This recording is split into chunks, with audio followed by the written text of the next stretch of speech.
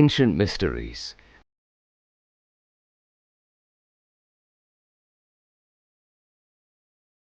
The riddle of the Sphinx, the ancient pyramids of Teotihuacan, the hanging gardens of Babylon, these are just a few of some of the ancient mysteries that continue to fascinate us and inspire wonder and awe. Chapter 1. The Great Sphinx of Giza. Nearby the site of the infamous Great Pyramids lies another monumental occurrence, a marvel known as the Great Sphinx, half man, half animal. Scientists have debated if the giant Sphinx is older than 4,500 years, and some have stated that the large stone sculpture is almost 20,000 years old. If that's the case, then that would make the giant stone sculpture at Giza the oldest monument ever known to man, and also the oldest monument ever recorded on Earth. But overall, Egyptologists and scholars would agree that the pyramid is at least 4,500 years old. Some have said Pharaoh Khafre was the original commissioner of the project, that it was originally commissioned as part of the Valley Temple. Some say Khafre commissioned it, and the structure is actually the image of Khafre himself. Recent scientific tests conclude that indeed the figure bears a sharp resemblance to Khafre, but that it can also be the image of Khafre's father, Khufu. A few have said it even resembles Khafre's grandfather, Sneferu. There is no actual inscriptions of any kind on the Sphinx as to have noted who was responsible for its creation, but later on a stone plaque was added to the site. The large plaque, known as a stele, was commissioned by the pharaoh Thutmose of the first dynasty of the New Kingdom, after he and his men dug the Sphinx out of its sandy grave where it had been buried for years under mounds of sand that collected there on the site. On Thutmose's plaque, also known as the Dream Stele, it had an original inscription suggesting Khafre was the original builder. But as of this day, nobody really knows for sure who constructed the giant monument. It is widely believed that the nose of the Sphinx was shot off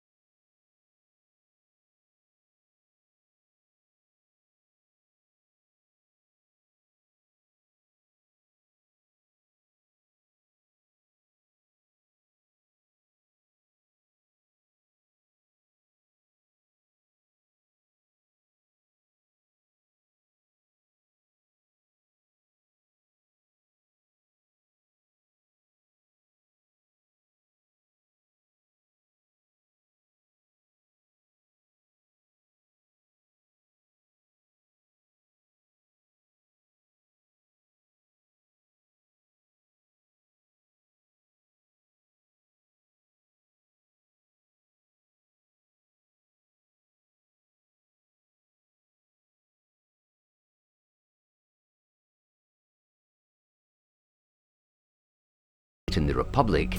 The Atlantis story is meant to bear witness to the superiority of its concept of a true state. Despite its minor importance in Plato's work, the Atlantis story has had a considerable impact on mainstream literature in general. The depiction of Atlantis was taken up in the works of several major Renaissance writers. Plato's vague indications of the time of the events, more than 9,000 years before his time, and the alleged location of Atlantis, as described by him beyond the Pillars of Hercules, gave rise to much pseudo-scientific speculation. As a consequence, Atlantis has become a byword for any and all supposed advanced prehistoric lost civilizations, and continues to inspire contemporary fiction from comic books to films. Plato is known to have freely borrowed some of his allegories and metaphors from older traditions. This led many scholars to suggest possible inspiration of Atlantis from Egyptian records of the infamous Thera eruption. Others have rejected this chain of tradition as incorrect and insist that Plato created an entirely fictional account of Atlantis, all while drawing loose inspiration from contemporary events of his time, like the failed Athenian invasion of Sicily in 415 to 413 BC, or the destruction of Hyke in 373 BC. Atlantis, also known as Atlantis or Atlantica, is fabled to be a legendary island in the Atlantic Ocean, lying west of the Strait of Gibraltar. The principal sources for the legend are two of Plato's famous dialogues, Timaeus and Critias. In Critias, Plato describes how Egyptian priests, in conversation with the Athenian lawgiver Solon, described Atlantis as an island larger than Asia Minor and Libya combined, and situated just beyond the Pillars of Hercules, also known as the Strait of Gibraltar.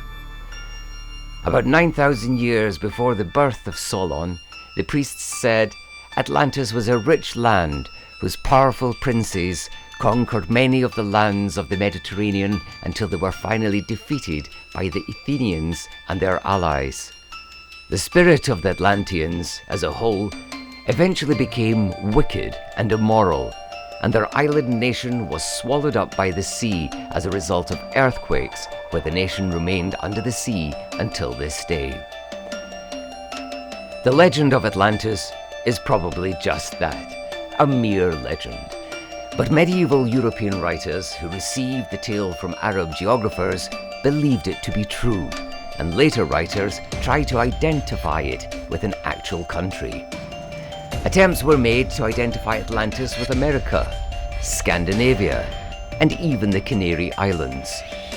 The story of Atlantis, if Plato did not invent it, may in fact be a reflection on ancient Egyptian records of a volcanic eruption on the island of Thera about 1500 BCE. This eruption, one of the largest and most catastrophic eruptions of historical times, was said to be accompanied by a series of earthquakes and tsunamis that shattered civilization on the Mediterranean island of Crete, thereby perhaps giving rise to the legend of Atlantis.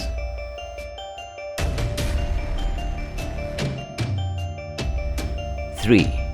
Stonehenge. Stonehenge is a prehistoric monument on Salisbury Plain in Wiltshire, England, 2 miles west of Amesbury. It consists of an outer ring of vertical Saracen standing stones, each around 13 feet high, 7 feet wide, and weighing around 25 tons each. The stones are set within earthworks in the middle of the most dense complex of Neolithic and Bronze Age monuments in England, including several hundred Tumuli burial mounds. The construction of Stonehenge is estimated to have taken place over 4,000 years ago, between 3000 BC and 2000 BC. The purpose of Stonehenge remains a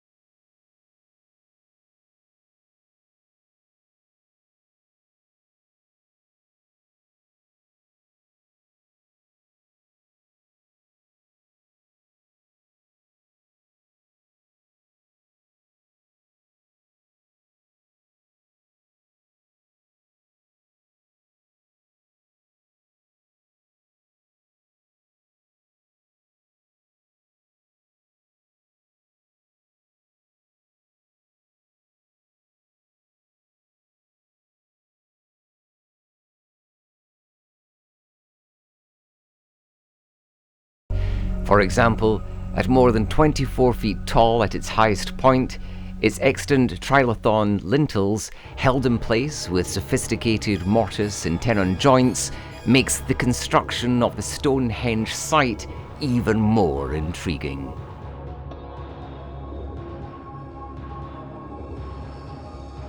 Four, the Nazca Lines. On a high and dry plateau, some 200 miles southeast of Lima, more than 800 feet long, straight white lines are drawn into the Peruvian desert, almost at random. Joining them are 300 geometric shapes and 70 figures of animals, including a monkey, spider, and hummingbird. The longest of the lines, known as the Nazca Lines, run straight down a solid pathway for several miles, and some resemble perfect replicas of airplane runways. Since these lines were dated and made to be over 1,000 years old, way before the invention of airplanes, why was there a need for runways in the desert? Were some of these landing strips used by spacemen for alien spacecraft, or even something more bizarre? The biggest sketched objects stretch nearly 1,200 feet across and are even more spectacular if you can view them from the air. Scientists are intrigued at the Nazca, and some suspect the Nazca Lines are almost 2,000 years old because of their age, size, and clear visibility from above. The biggest sketched objects stretch nearly 1,200 feet across and are even more spectacular if you can view them from the air. Scientists are intrigued at the Nazca, and some suspect Nazca Lines are almost 2,000 years old because of their age, size, and clear visibility from above. The lines are often associated with alien contact or alien intervention from another world. Who really knows? Or otherwise, how would an ancient culture have been able to make such a gigantic design in the middle of the desert without anyone being able to take to the air? Oddly, who may know who made these giant lines? Or maybe they were made by someone else, someone or something who already mastered the ways of the sky.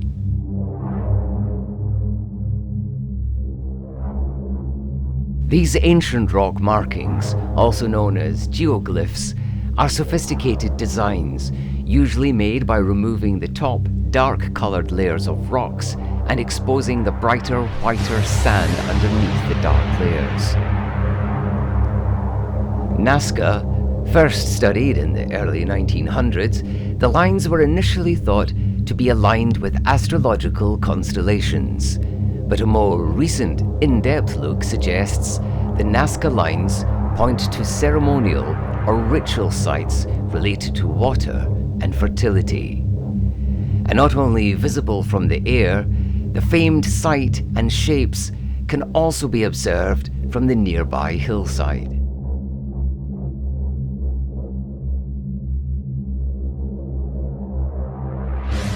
Five, Mohenjo-Daro. Mohenjo-Daro, meaning Mound of the Dead Men in Sindhi Urdu, is an archaeological site in the province of Sindhi, Pakistan. Built around 2500 BCE, it was the largest settlement of the ancient Indus Valley civilization and one of the world's earliest major cities, equated with the great civilizations of ancient Egypt, Sumeria, and Mesopotamia. With an estimated population of around 40,000 people, Mohenjo-Daro prospered for many centuries, but by 1700 BCE it had all been abandoned, along with other large cities of the Indus Valley civilization. The site was not rediscovered until the 1920s. Since then, significant excavation has been conducted at the site, which was designated a UNESCO World Heritage Site in 1980, the first site in South Asia to have that distinction. Mohenjo-daro was built as far back as the 26th century BCE.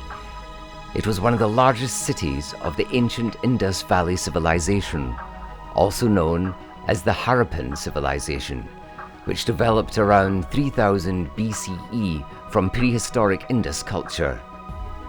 At its height, the Indus civilization spanned much of what is now Pakistan and North India, extending westward to the Iranian border, south to Gujarat in India, and northwards to an outpost in Bactria.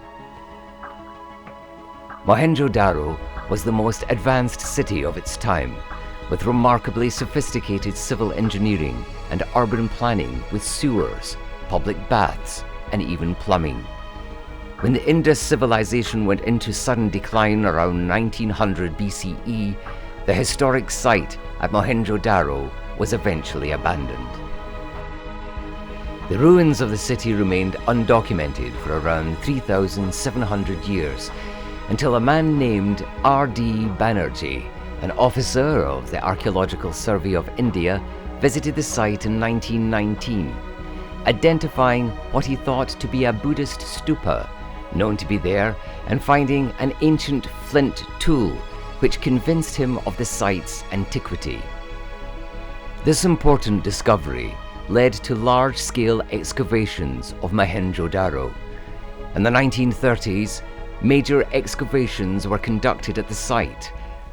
Further excavations were carried out in 1945, and the final series of excavations were conducted in 1964 and 1965. After 1965, excavations were banned due to weathering damage that exposed the structure to the elements. In the 1980s, German and Italian survey groups used less invasive archaeological techniques to gather additional information about Mohenjo-daro. A dry core drilling conducted in 2015 by Pakistan's National Fund for Mohenjo-daro revealed that the site is actually much larger than the unearthed area.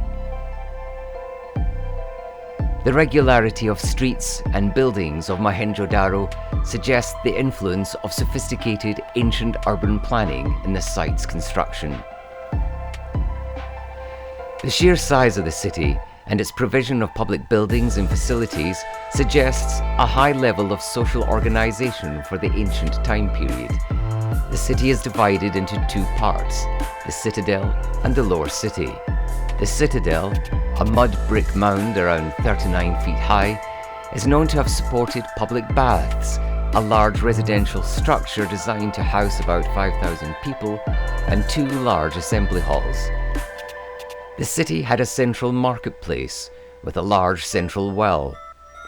Individual households or groups of households obtained their water from the surrounding smaller wells, while wastewater was channeled to covered drains that lined the major streets. Some houses, presumably those of more wealthy inhabitants, included rooms that appear to have been for the purpose of just bathing, and one building even had an underground furnace, possibly used to generate hot water for heated bathing. Now keep in mind, all this was happening over 4,500 years ago, at a time when such things shouldn't have existed. 6. The Pyramids of Teotihuacan. Mesoamerican pyramids form a prominent part of ancient Mesoamerican architecture. Although similar in some ways to Egyptian pyramids, these New World structures have flat tops, many with temples at the top, and stairs ascending to the top. The largest pyramid in the world by volume is the Great Pyramid of Cholula in the east-central Mexican state of Puebla. The builders of certain classic Mesoamerican pyramids have decorated them with stories about the hero twins, the feather serpent Quetzalcoatl, Mesoamerican creation myths, ritualistic sacrifice, and more. These depictions were written in the form of Maya script on the rises of the steps of the pyramids, on the walls, and on the sculptures within. The Aztecs dominated central Mexico in the 14th, 15th, and 16th centuries. Their capital was Tenochtitlan, on the shore of Lake Texcoco, the site of modern-day Mexico City. They were related to the preceding cultures in the basin of Mexico, such as the culture of Teotihuacan, whose building style they adopted and adapted. Also a dominating force in the ancient world and ancient Mexico was the Maya. The Maya also constructed pyramids. These pyramids relied on intricately carved stone in order to create a stair-stepped design. Many of these structures featured a top platform upon which a smaller temple building was constructed, associated with a particular Mayan deity. Mayan pyramid-like structures were also erected to serve as a place of interment for powerful rulers.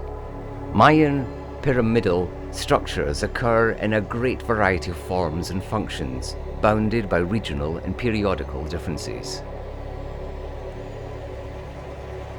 Going back further into ancient Mexican history, the Olmecs were an ancient group of indigenous peoples that occupied the same territory in Mesoamerica, stretching from Veracruz to Tabasco around 1300 to 400 BCE.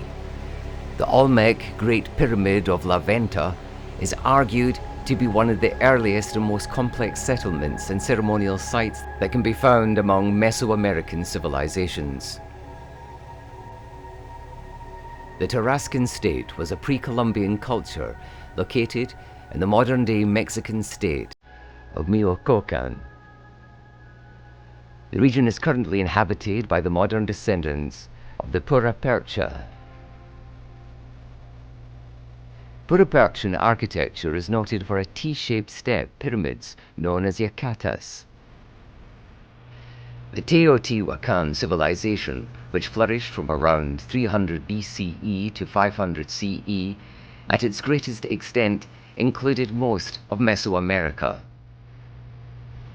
Teotihuacan culture collapsed around 550 CE and was followed by several large city-states, such as Xochicalco, and later the ceremonial site of Tula, which was traditionally being claimed to have been built by an ancient group known as the Toltecs.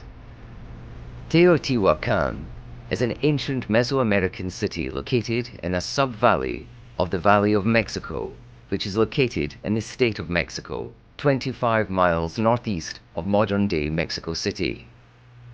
Teotihuacan is known today as the site of many of the most architecturally significant Mesoamerican pyramids built in the pre-Columbian Americas, namely the Pyramid of the Sun and the Pyramid of the Moon.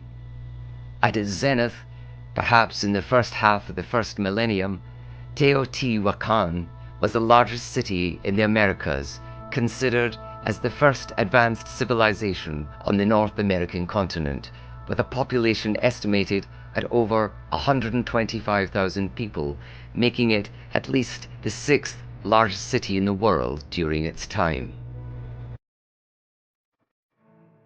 The city covered 8 square miles, and 80 to 90% of the total population of the valley resided in Teotihuacan.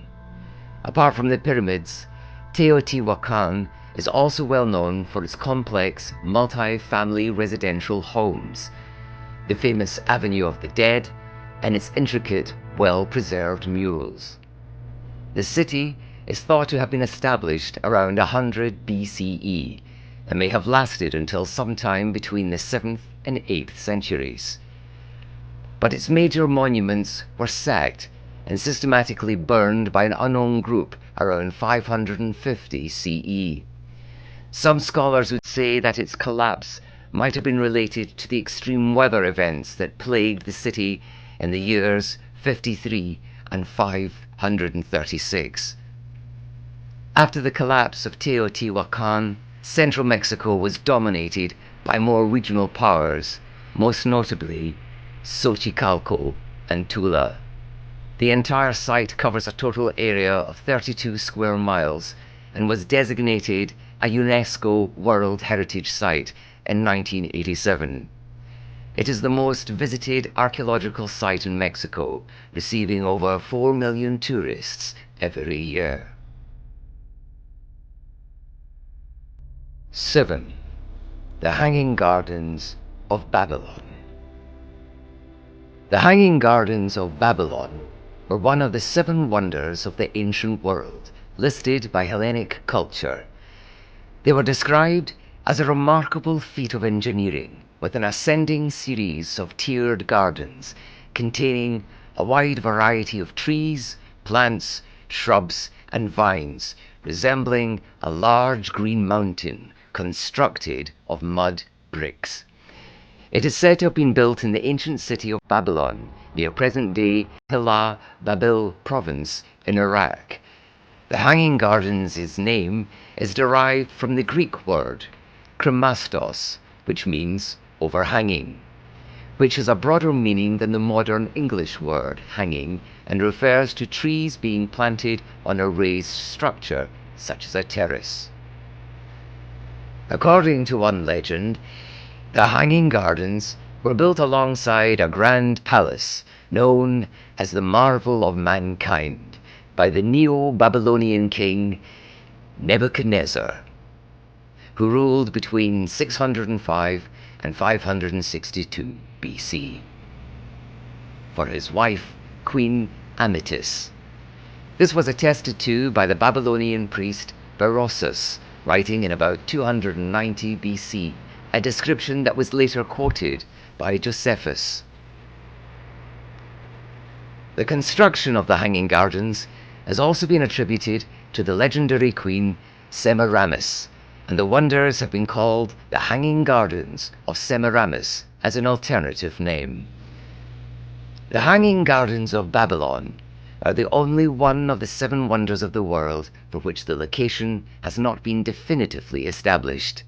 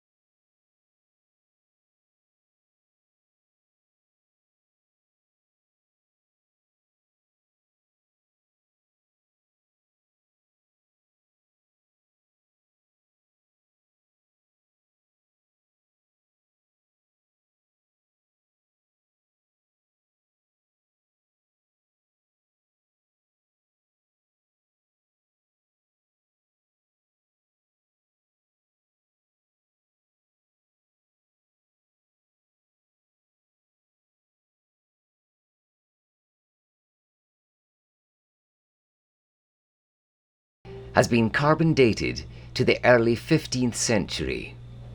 Stylistic analysis has indicated the manuscript may have been composed in Italy during the Italian Renaissance period.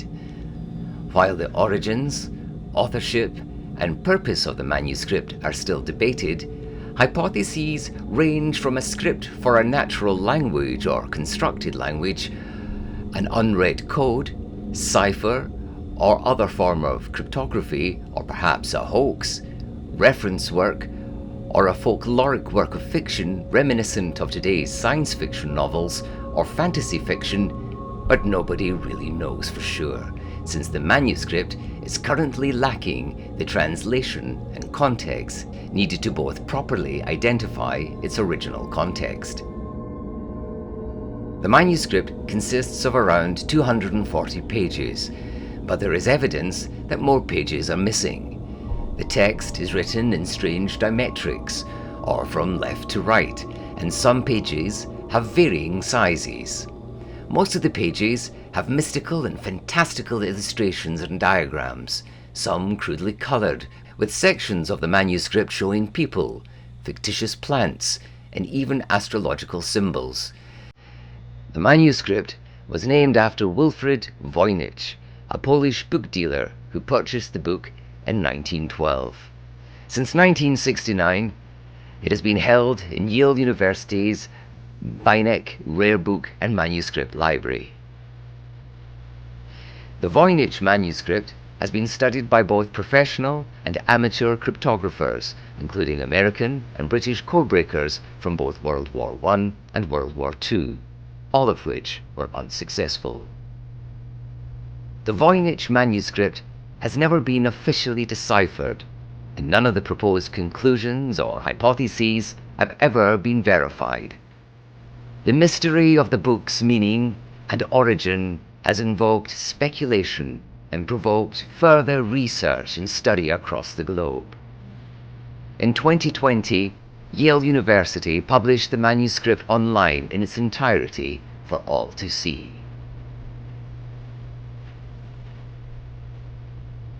9. The Terracotta Army. The Terracotta Army is a collection of terracotta-made sculptures depicting the armies of Qin Shi Huang, the first emperor of China. It is a form of funerary art buried with the emperor around 210 BCE with the purpose of protecting him in the afterlife. The figures, dating from approximately the late 200s BCE, were discovered in 1974 by local farmers in Lintong County outside Xi'an, Shanxi, China. The figures range in height according to their rank, with the tallest sculptures being the generals. The figures include independently distinct warriors, chariots, and horses. Estimates from the year 2007 were that the 3 pits containing this huge terracotta army hold more than 8,000 soldiers, 130 chariots, 520 horses, and 150 cavalry horses, the majority of which still remain in the pits near Qin Shi Huang's mausoleum today. In addition to the soldiers, other non-military figures were found in other pits as well, including sculptures of officials, acrobats, strongmen, and even musicians. Qin Shi Huang was really a great king, and this was demonstrated in his ingenious terracotta army display, if not for the afterlife, but for himself. The construction of the tomb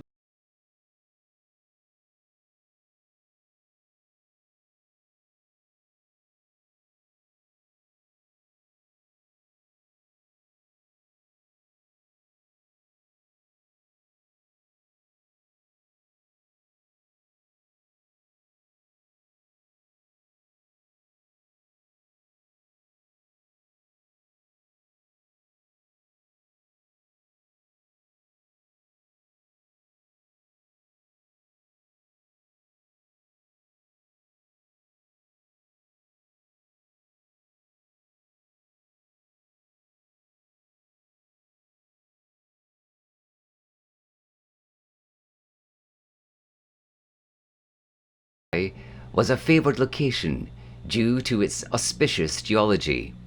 It was famed for its jade mines, and its northern side was rich in gold, and its southern side was rich in jade. The first emperor, Qin Shi Huang, knowing about Mount Li's fine reputation, therefore chose to be buried there with his army of over 8,000 men. 10. The Antikythera Mechanism. The Antikythera mechanism is an ancient Greek hand-powered model of the solar system, claimed to be used for navigation purposes, described as the oldest known example of an analog computer. It was used to predict astronomical positions and eclipses decades in advance.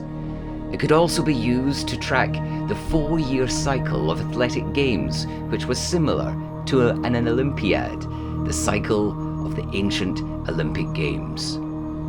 This amazing artifact was among the wreckage retrieved from a shipwreck off the coast of the Greek island Antikythera in 1901. In 1902, it was identified by archaeologist Valerios Steis as containing a mysterious gear. The device, housed in the remains of a wooden framed case, was found as one lump, later separated into 3 main fragments, which are now divided into 82 separate fragments among major conservation efforts. 4 of these fragments contain gears. Gears are attributed to the mechanics of the Industrial Revolution, a time thousands of years into the future, so this finding of the Antikythera mechanism was indeed a marvel, proving sophisticated engineering was being developed even further back in history than imagined. The largest gear is about 5 inches in diameter and originally had 223 teeth.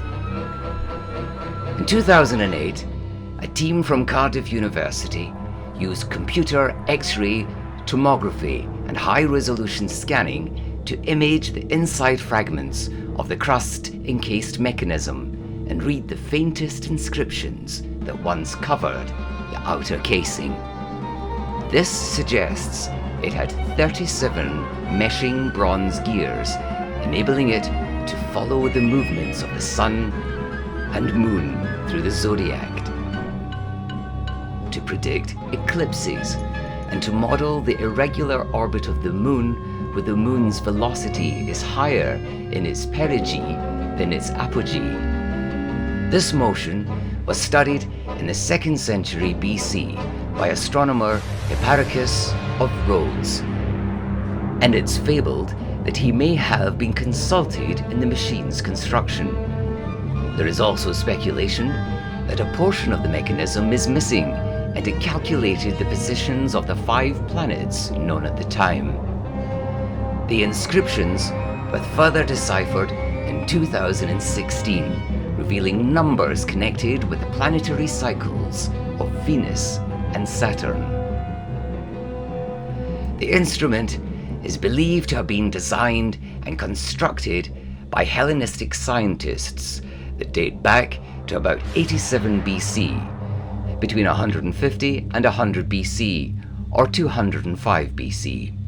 In 2022, researchers suggested its initial calibration date, not construction date, could have been in 178 BC.